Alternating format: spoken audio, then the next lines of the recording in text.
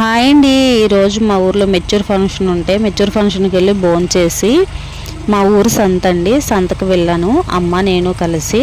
మరి అక్కడ ఏమేమి కొన్నామో, ఆ సంతలో ఏమేమి ఉన్నాయో మీకు చూపిస్తాను. వీడియో స్కిప్ చేయకుండా చివరి వరకు చూడండి. వీడియో నచ్చితే లైక్ చేయండి.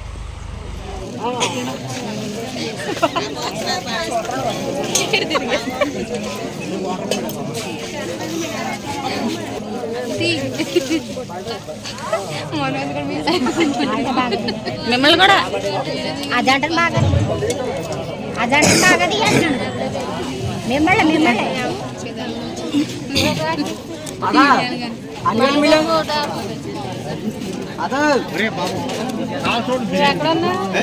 అడిగిపెట్టి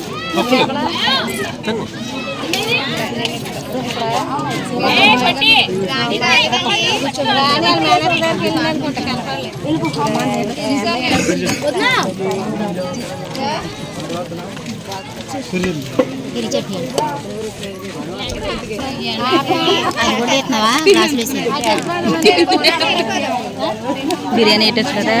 ఏది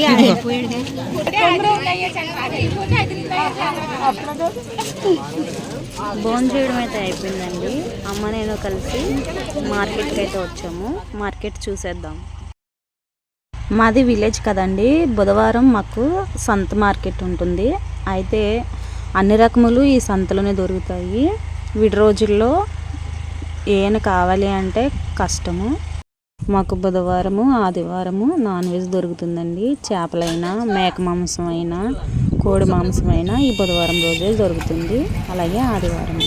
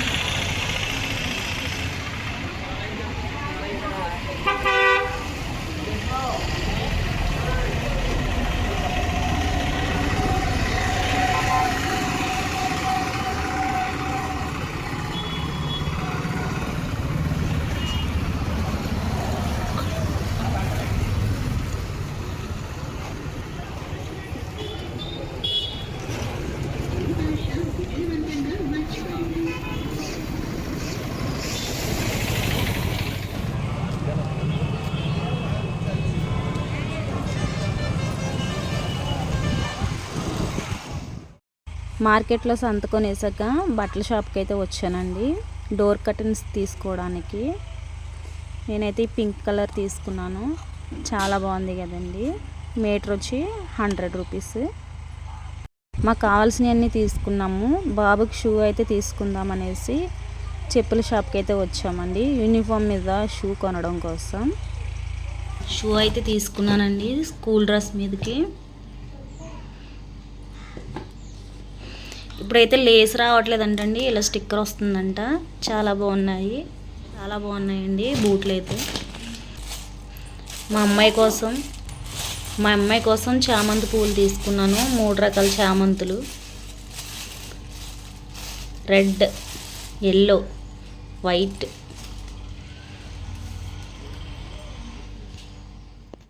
మాకు కావాల్సినవన్నీ కొనుక్కునేపటికి చీకటి పడిందండి.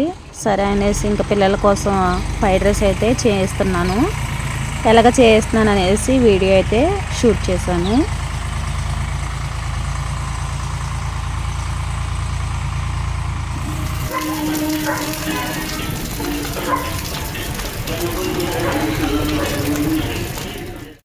నేను బయట వీడియోలు ఎప్పుడు తీసినా నాకు సినిమా పాటలు అనేవి వెంటాడుతూ ఉంటాయండి.